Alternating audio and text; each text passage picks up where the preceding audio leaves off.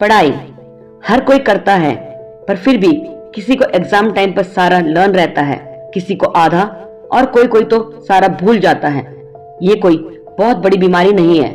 Actually सबकी learning capacity, mental level और grasping power different है। अगर आप कोई movie, song, rap, cricket match, cartoon देखते हो तो आपको सब याद रहता है। कोई कहीं से कुछ भी पूछेगा तो आप झट से बता दोगे। तो ये प्रॉब्लम सिर्फ पढ़ाई के टाइम में क्यों होती है? इंटरेस्ट, क्योंकि आपका इंटरेस्ट पढ़ाई के लिए बन ही नहीं पाता, इसलिए आपका फोकस भी वीक पड़ जाता है। आज मैं आपको अपने पर्सनल एक्सपीरियंस और रिसर्च के बेस पर ऐसे 7 रामबाण तरीके बताऊंगे जो आपका पढ़ा हुआ याद रखने में आपको हेल्प करेगा। और इन तरीकों से न केवल आपका कोर्स टाइम से कंप्लीट होगा, पर आप एग्जाम में अच्छे मार्क्स भी जरूर स्कोर कर पाओगे। उम्मीद करती हूँ कि आप इसे स्ट्रिक्टली फॉलो करोगे। First point, find your strong and weak subjects. सबसे पहले आपको आपके स्ट्रॉन्ग और वीक सब्जेक्ट्स पता होना चाहिए और फिर एग्जाम स्टार्ट होने में जितने भी दिन आपके पास बच गए हैं उनको अपने सब्जेक्ट के हिसाब से डिवाइड कर लो। जैसे कि अगर आपके पास 5 सब्जेक्ट्स हैं और आपके पास 45 डेज एग्जाम के लिए बचे हैं, तो पहले आप 45 में से 5 डेज हटा दो, यानी कि अब आपके पास 40 डेज है प्रिपरेशन के लिए। और अब इस 40 को 5 से डिवाइड करो, आंसर इज 8। अब आप इन 8 डेज को अपने स्ट्रॉन्ग और वीक सब्जेक्ट्स के अकॉर्डिंग कम या ज्यादा भी कर सकते हो। जैसे कि मैथ्स, जो कि एक टफ सब्जेक्ट है जिसमें आपको बहुत प्रैक्टिस करनी होती है, तो आप मैथ्स के लिए 10 डेज रख सकते हो और उसके ऑल्टरनेटिव में हिंदी के लिए 6 डेज को फिक्स कर लो। ऑन एन एवरेज देखेंगे तो दोनों का एवरेज 8 ही निकलेगा। उसी तरह से आप बाकी सब्जेक्ट्स के लिए भी नंबर ऑफ डेज का target with practice and division divide कर लो। अगर सभी सब्जेक्ट्स आपके लिए डिफिकल्ट हैं तो सबके लिए 8 डेज फिक्स कर लो। अब जो मैंने कैलकुलेशन की स्टार्टिंग में 5 डेज छोड़ा था, वो सिर्फ और सिर्फ उस सब्जेक्ट के लिए है जो एग्जाम की लिस्ट में फर्स्ट है, क्योंकि अब एग्जाम स्टार्ट है, इसलिए अब आप वही सब्जेक्ट्स पढ़ो जिसका आपको एग्जाम देना है। Second point, avoid procrastination. इसका मतलब कि पढ़ाई के लिए टाल मटोल करना बंद कर दो। जिस भी चीज से आपका ध्यान हटे उसे अपने से दूर कर दो, जैसे कि mobile phone, friends, TV, video game etcetera. Third point, fix your place and time. जहां पर भी आप बिना डिस्टर्बेंस के लंबे समय तक बैठकर पढ़ सकते हो, उस जगह और टाइम को फिक्स कर लो। चाहे सुबह के 8 हो, 9 हो या 10, डेली सेम टाइम का टारगेट रखें। Fourth, plan your break timings. हर 2 घंटे के बाद 15 मिनट का ब्रेक ले, ताकि आपका माइंड और बॉडी बीच बीच में रिलैक्स और रिफ्रेश हो सके। छोटे छोटे ब्रेक से स्ट्रेस नहीं होता और पढ़ा हुआ और पक्का हो जाता है, क्योंकि अब आप टेंशन फ्री हो जाते हो। Fifth, stay motivated. हमेशा पॉजिटिव थिंकिंग के साथ मोटिवेशन भी हाई रखें और विश्वास करें स्वयं पर कि आप सब कुछ अच्छी तरह से पूरा कर लोगे। दिमाग में कोई नेगेटिव थॉट्स मत आने देना और ना ही लोगों की नेगेटिव बातों के बारे में सोचना।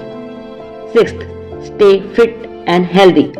एग्जाम टाइम से पहले और एग्जाम टाइम के दौरान सिर्फ हेल्दी खाना खाएं, ताकि आपकी तबीयत खराब ना हो जाए। Stomach pain, constipation, vomiting, fever जैसे प्रॉब्लम्स एग्जाम टाइम पर अक्सर हो जाते हैं। ये सब टेंशन, ओवरथिंकिंग और अनहेल्दी खाने से होता है।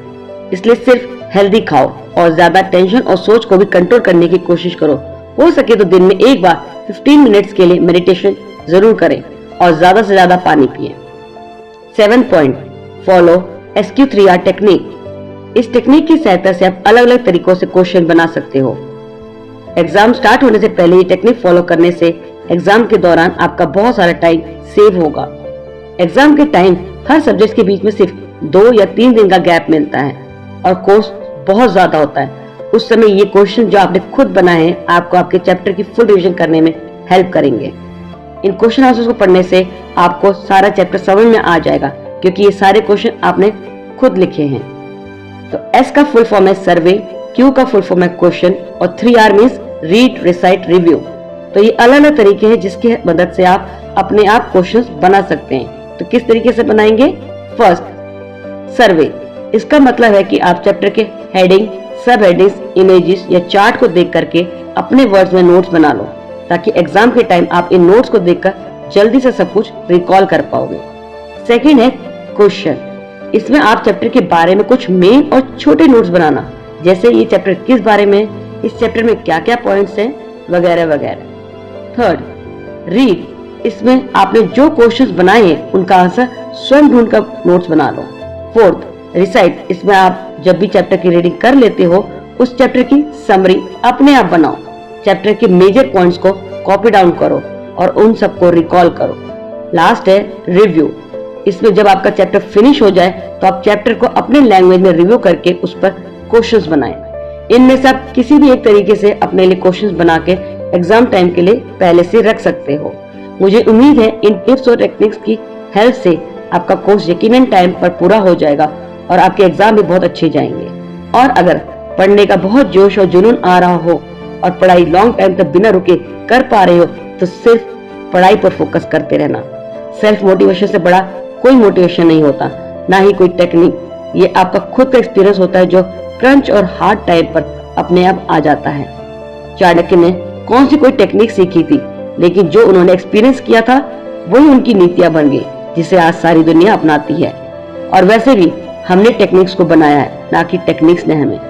यूं ही नहीं मिलती राही को मंजिल, एक जुनून सा दिल में जगाना होता है। पूछा चिड़िया से कैसे बना आशियाना, बोली भरनी पड़ती है उड़ान, बार बार तिनका तिनका उठाना होता है।